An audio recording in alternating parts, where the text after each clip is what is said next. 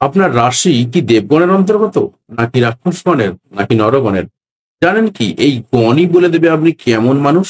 আপনি শান্ত স্বভাবের দেবগণ, নাকি না তীব্র ইচ্ছা শক্তির রাক্ষসগণ? আজ আমরা জানবো নরগণ, দেবগণ এবং রাক্ষসগণের রহস্য, এবং কিভাবে আপনার চরিত্র এবং ভাগ্যকে গঠন করে এই গণ, সেটা সম্পর্কেও বিস্তারিত আলোচনা করব এই ভিডিওতে। তাই আপনাকে বলবো সম্পূর্ণ ভিডিওটা দেখুন, এবং ভিডিওর শেষে আপনি নিজেই কমেন্ট করে সুন্দর করে জানিয়ে দিতে পারবেন আপনি আসলে কোন গণের মানুষ। অবশ্যই তাহলে চটপট ভিডিওটা দেখতে থাকুন, এবং সম্পূর্ণ ভিডিওর শেষে অবশ্যই আপনার কি গণ হতে পারে, আপনি কি ভাবলেন, সেটা অবশ্যই কমেন্ট করে জানাতে আমাদের ভুলবেন না।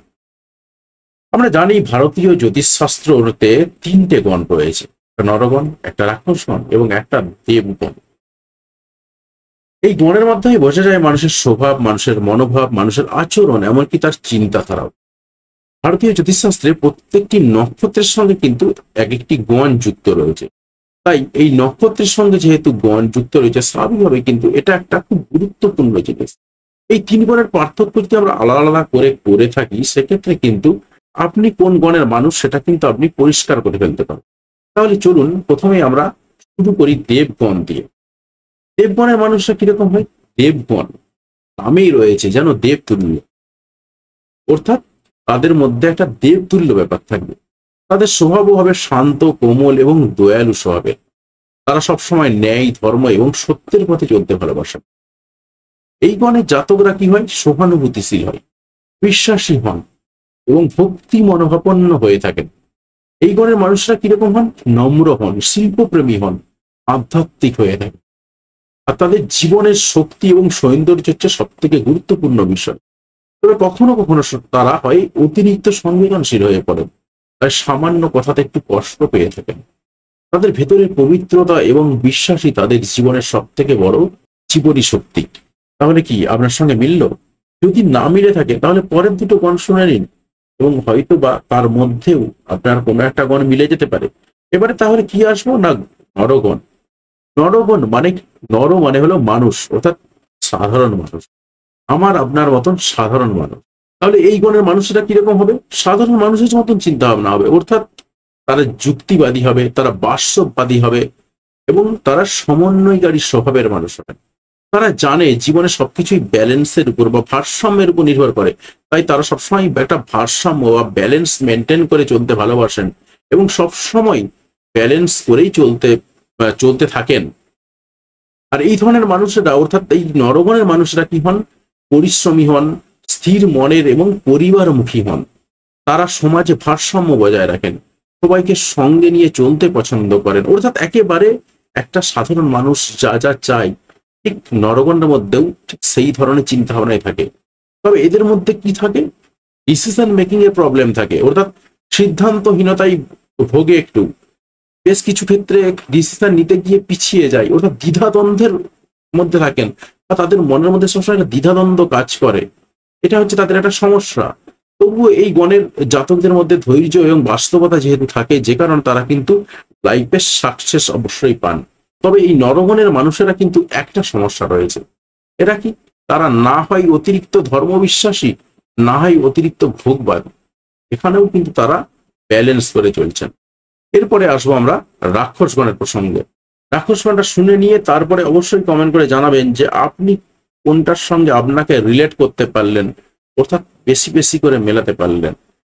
দেখুন, রাক্ষসগণ শুনেই কি মনে হচ্ছে ওরে বাপ একটা বিশাল বড় রাক্ষস? এমনটা নয়। কিন্তু রাক্ষসগণ শুনে ভয় পাওয়ার কিন্তু কিচ্ছু নেই। রাক্ষসগণ মানে কিন্তু এখানে অশুভ নয়। রাক্ষসগণ মানে কি হলো? তার মানে হলো দৃঢ় ইচ্ছা শক্তি। তার মধ্যে প্রচন্ড পরিমাণে একটা শক্তিশালী ব্যাপার কাজ করবে, অদম্য ইচ্ছা শক্তি, দৃঢ় প্রতিজ্ঞ সমস্ত কাজ করবে। এই সমস্ত ব্যাপারগুলো কিন্তু থাকবে রাক্ষসগণের মধ্যে। রাক্ষসগণের মানুষের মধ্যে যেটা থাকে, প্রবল আত্মবিশ্বাস। তারা নেতৃত্ব দিতে জানে, কোনো কিছুতেই সহজে হার মানে না। তারা স্বপ্ন দেখে এবং স্বপ্ন ছোটখাটো স্বপ্ন নয়, বড় বড় স্বপ্ন দেখেন। তারা ইচ্ছা পূরণের জন্য মারাত্মক পরিমাণে ঝুঁকি নিতে পছন্দ করেন এবং ঝুঁকি নিতে কোনো রকম ভয় পান না। তবে তাদের মধ্যে থাকে রাগ, অহংকার, অতিরিক্ত আত্মবিশ্বাস অতিরিক্ত পরিমাণে দেখা যায়। যদি তারা এই জায়গাটাকে নিয়ন্ত্রণ করতে পারেন, তখন কিন্তু তারা লাইফে সাকসেস পান। তাহলে আমরা সবটাই জেনে নিলাম। এবারে দেখবেন বিয়ের সময় একটা প্রশ্ন আসে গণ মিলানো নিয়ে, কিরকম? নরগণ নাকি রাক্ষসগণ নাকি না দেবগণ, কোন পাত্রের সঙ্গে কোন পাত্রীর বিয়ে হবে, এইটাকে নিয়ে কিন্তু একটা দ্বিধাদ্বন্দ্বের মধ্যে থাকেন অনেক ক্ষেত্রেই। এই জ্যোতিষশাস্ত্রে গণের কিন্তু বিরাট বড় একটা গুরুত্ব রয়েছে। তাহলে জ্যোতিষশাস্ত্রে কি এই গণটাই সব? না, এমনটা কিন্তু নয়। আবার বিবাহের ক্ষেত্রেও দেখবেন গণকে প্রচুর পরিমাণে গুরুত্ব দিয়ে থাকেন অনেকে। আসলে কি বিবাহের ক্ষেত্রে এই গণটাই সব? আমি বলবো একেবারেই তা নয়। গণ নিয়ে, বিবাহ নিয়ে কিন্তু একটা নয়, বিবাহ নিয়ে অনেকগুলো জায়গা মেলাতে হয়। তারপরে কিন্তু আসে পাত্রপাত্রীর আসল বিচারটা, যে কার সঙ্গে কার বিয়ে হবে। শুধুমাত্র গণটা মিলিয়ে বিয়ে দিয়ে দিলাম এমনটা কিন্তু নয়। যদি আপনারা এটা নিয়ে বিস্তারিত ভিডিও চান অবশ্যই কমেন্ট করে জানাবেন, আমি এটাকে নিয়ে অবশ্যই ভিডিও দেওয়ার চেষ্টা করব। তো তাহলে গণের ক্ষেত্রে কি ট্র্যাডিশনাল নিয়ম রয়েছে? যেটা ট্র্যাডিশনাল নিয়ম আপনারা শুনে আসছেন সেটা হচ্ছে দেবগণের সঙ্গে দেবগণ, নরগণের সঙ্গে নরগণ, রাক্ষসগণের সঙ্গে রাক্ষসগণ। অনেক ক্ষেত্রে এটাও শুনে থাকেন যে নরগণের সঙ্গে রাক্ষসগণের বিয়ে দেওয়া চলে না, কিন্তু নরগণের সঙ্গে দেবগণের বিয়ে দেওয়া চলে। আবার রাক্ষসগণের সঙ্গে দেবগণের পটে, তাই তাদের মধ্যেও বিয়ে দেওয়া চলে। কিন্তু আসলে তা নয়। এই গণটাই কিন্তু আলটিমেট নয়। এমনকি গণ নিয়েও যদি বলি আমি, এখানে কিন্তু এই যে যেটা বললাম সিস্টেম, এই সিস্টেমে মিলে গেল মানে বিয়ে হয়ে গেল এমনটা কিন্তু নয়। তার কারণ দেখুন, রাক্ষসগণ, নরগণ এবং দেবগণ এই তিনটাকে যদি আমরা আলাদা আলাদা করে ভাবনা চিন্তা করি, সেখানে কি আসে? দেবগণ, দেবগণ কি হয়, সবসময় তাদের মধ্যে একটা লিডারশিপ দেওয়ার চিন্তা ভাবনা থাকে, বা তারা লিডারশিপ দিতে চায়, কিন্তু তারা সবসময় যুদ্ধে জিততে চায় এবং জিতেও যায়। রাক্ষসগণ এরাও কিন্তু যুদ্ধে জিততে চায়, কিন্তু কি হয়, জিততে পারে না, এরা হেরে যায়। আর নরগণ এরা যুদ্ধে যায়ই না, এরা যুদ্ধে যাওয়ার এদের মধ্যে প্রশ্নই আসছে না, কারণ এরা সাধারণ মানুষ।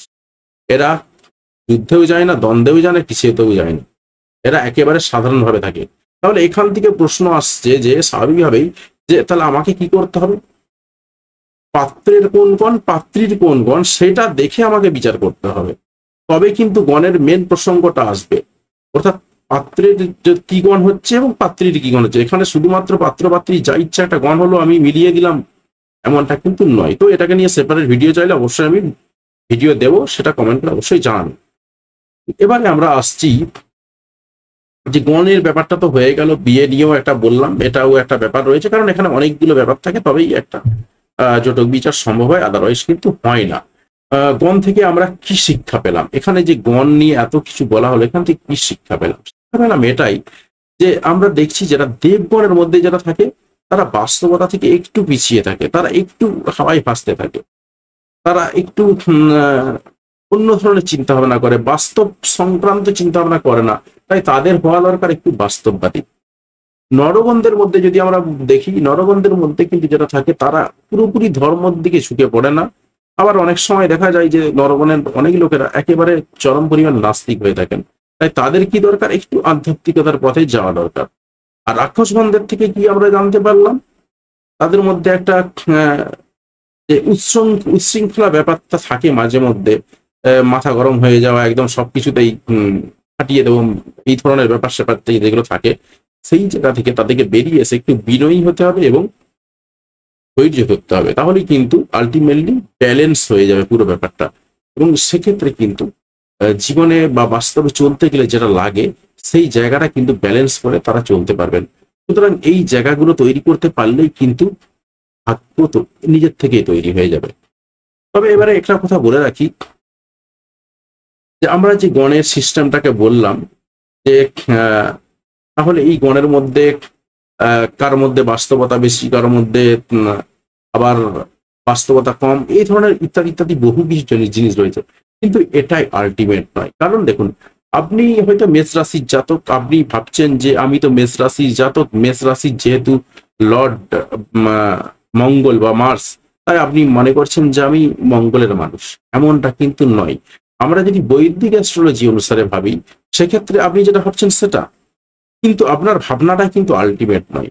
কারণ এখানে যেমন গণটাই আলটিমেট নয়, গণের বাইরেও কিন্তু আরো অনেক কিছু জ্যোতিষীতে খুঁটিনাটি বিষয় রয়েছে, যে বিষয়গুলিকে একসঙ্গে কম্বাইন করেই তৈরি হচ্ছেন আপনি এবং আপনার ভাগ্য। ঠিক এখানেও তাই, আপনি মেষ রাশির জাতক, তার অর্থ এটা নয় যে আপনি মঙ্গলের জাতক বা আপনার মঙ্গলই আপনার সবকিছু নিয়ন্ত্রণ করছে, কারণ এটা বৈদিক অ্যাস্ট্রোলজি অনুসারে হলো। আপনি যদি নিখুঁত প্রেডিকশনে যান, একেবারে নিখুঁত প্রেডিকশনে, সেক্ষেত্রে যেতে হবে কোথায়? আমাদের কৃষ্ণমূর্তি পদ্ধতি বা কেপি সিস্টেমে। এই কেপি সিস্টেমে আসতে গেলে কি হবে, এখানে ফার্স্ট সিএসবিএল বলে একটা অপশন রয়েছে, অর্থাৎ আপনার ফার্স্ট সিএসবিএল হয়তো অন্য কিছু হয়ে গেল। আপনি এদিকে বলছেন আপনার আপনার মেষ রাশি, তার মানে হলো আপনি মার্সের জাতক বা মঙ্গলের জাতক, কিন্তু দেখা গেল ফার্স্ট সিএসবিএল ওখানে আপনার জুপিটার হয়ে বসে রয়েছে, অর্থাৎ আপনি পুরো সম্পূর্ণ একটা অন্য ধরনের মানুষ হয়ে যাচ্ছেন। তাই এই জায়গাটাও কিন্তু বিচার করতে হবে, কারণ শুধুমাত্র এইটুকু জেনে নিয়ে যদি আমরা জ্যোতিষবিদ্যাতে এত কিছু বলে দিতে পারি, তো বাচ্চা ছেলেদের জ্যোতিষ হয়ে গেল, কিন্তু সেটা কিন্তু আসল কথা নয়। তাই কেপি বা কৃষ্ণমূর্তি পদ্ধতিতে যদি জ্যোতিষীর প্রেডিকশন করা হয় বা তার বিচার করা হয়, সেখানে আসে নিখুঁত বিচার, এবং সেই নিখুঁত বিচার থেকে কিন্তু বেরিয়ে আসে একটা মানুষের আসল পরিচয় এবং তার আসল ঘটনাক্রম এবং তার আসল ভাগ্য। তাই কৃষ্ণমূর্তি পদ্ধতি হচ্ছে বেস্ট পদ্ধতি। তাই কৃষ্ণমূর্তি পদ্ধতি যেমন বেস্ট পদ্ধতি, সেখানে যেমন একটা শুধুমাত্র গণকেই প্রায়োরিটি দেয় না, সেটা আরো অনেক কিছু জিনিসকে প্রায়োরিটি দেয়।